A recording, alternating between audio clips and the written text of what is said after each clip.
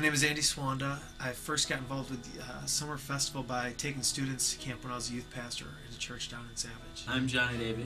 I am with St. Pat's in Edina, and I've been with Summerfest since 6th grade, which was almost 10 years ago now. My name is Emily Patricia Bryan. I went to Eastview High School in Opal Valley for 3 years, and I made friends with the bad kids who were really the bad kids.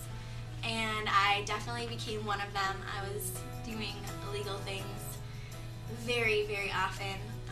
My mom's had 2 jobs for a really long time, so I was always by myself because my sister was always gone doing stuff. So it was really easy for me to find people that weren't involved with anything who wanted to come over and do illegal things at my house with me until my mom got home. I was a brand new youth pastor at a new church. I started in March, and I wanted them to have a camp experience. So we took 7 junior high kids to this thing called Summer Festival, and they had the best week imaginable. The reason I came, I remember, being because all the girls signed up, which I think is a reason for a lot of people. My biggest memories, of course, for me, because I'm a music person, was club. And I remember the music being something, this was the first time I heard Christian music as to what it was, and was really drawn to it. And the first time I went to Summerfest, I was in junior high. When I was there, it was really the person that I wanted to be. I was like, wow, people will still be friends with me when I'm sober? This is awesome. It's like never happened to me before. It was great.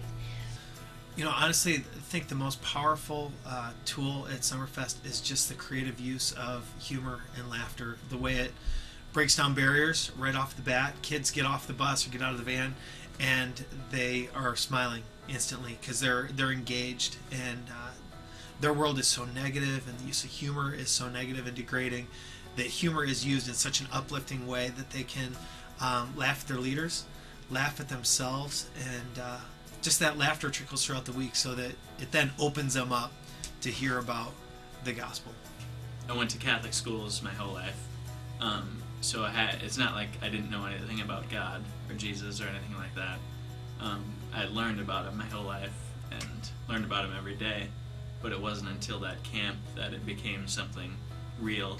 When you're at camp, it's really easy to just feel super connected with God, and that definitely happened to me. Every time that I was at Summerfest was the best week of my life. I started counseling when I think I was only 15 or 16. I remember my first counselor and remember how important that was to me.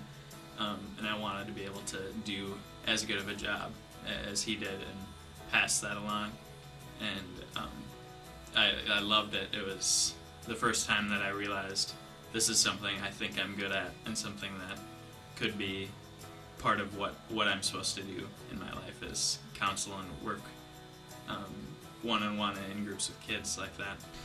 I think it's priceless to get kids together from different church backgrounds because it shows them what the greater church is all about, and that is it's a focus on Christ. The last 3 months have been crazy. I got a phone call in late August from Nicole Steckline at St. Pat's in Edina letting me know that there's a position open for a youth minister there and if I was interested. And so I met with her, and it was probably the worst timed thing that could have happened. That right when I had a solid life of like what I was doing at that time, and I was committed to it, this was brought up. So talked with her for a while about it. Really wasn't sure at all what I wanted to do. If maybe I wanted to just try and come in part-time there, or help out, or do things like that. And went home that night, and that same day and the day before, I had gotten a letter and an email from 2 kids that were both Summerfest kids that I had. One was the one that I counseled, another one was just one that had been at camp when I worked there. And both were just nice, like, catch-up letters that went on and on about how happy they were and how good of an experience they had, and thanked me for that. And that, as soon as I'd read that, that was when I really realized the impact I've had, and that's something that I really want to continue. And I decided the next day that I'd take the job. There was just something a little bit off with my life. There was definitely just an emptiness that I felt all the time. When I was at Summerfest, I realized that it was God. That's exactly what was missing from my life. It was God. You get to bring kids to a place that's safe, where they're going to laugh, they're going to hear about Jesus, and they're going to do that in the safety and the context of relationships with adults from their church, adults that will go home with them. And for me, that's the greatest thing about Summerfest, is it's not just camp counselors out there somewhere. They come with adults that either they already know or that are from their church, and they're going to go home with these folks back to their town, their communities.